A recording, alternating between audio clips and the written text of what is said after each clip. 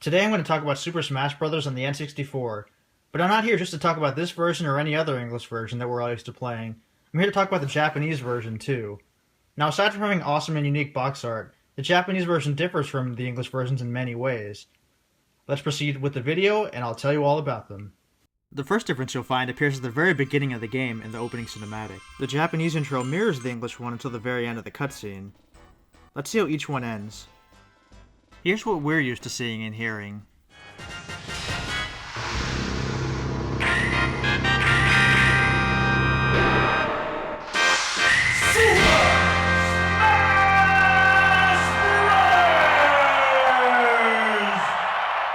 And here's how it ends in the Japanese version.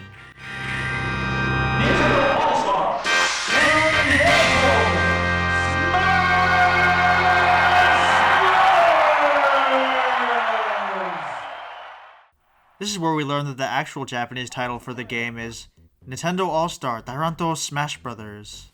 Before we get into the actual game, I want to highlight some minor but neat differences that are found in the character profile section.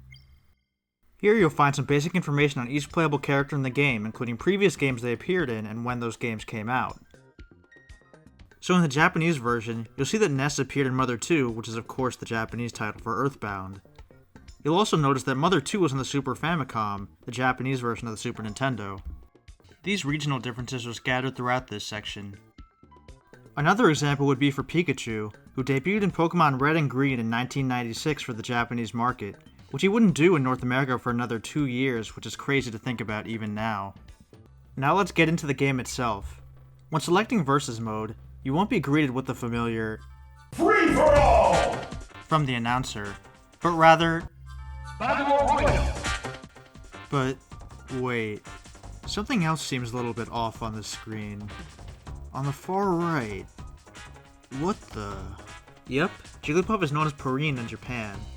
While Pikachu kept its original Japanese name during English localization, most Pokemon names were changed when the series hit the West. What makes this interesting for our purposes is that different Pokemon names means different voice acting. That's right, the Jigglypuff voice acting we've become so accustomed to from games like this and the Pokemon TV show is completely different from the Japanese version. Here, have a listen.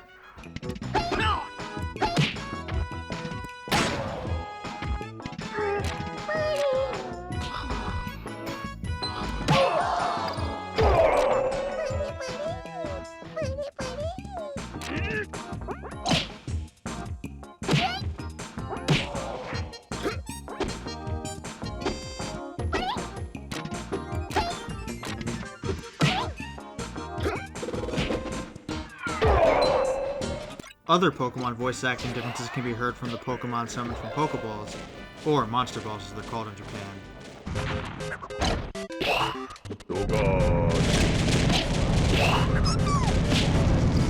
Some quick but interesting localization changes lie in the stage names. Certain stage names were left unaltered, like Yoshi's Island.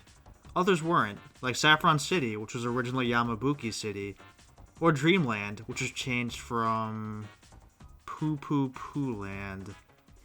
Yeah, I can see why they made that change. Perhaps the most noticeable changes were made to the in-game sound effects, which you may have already picked up on watching this video. We know the English Super Smash Bros. To have fun, wacky sound effects while fighting, almost like sounds you'd hear in a bowling alley. But that's not the case in the Japanese version, where the hits are more realistic sounding and visceral.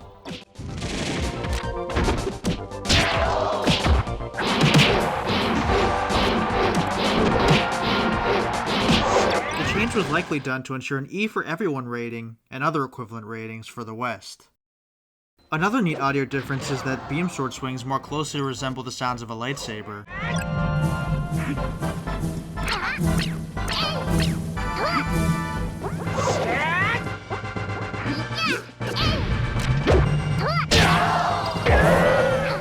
These sounds were removed from the English release undoubtedly due to legal reasons. Here are the sound effects that we ultimately got to experience.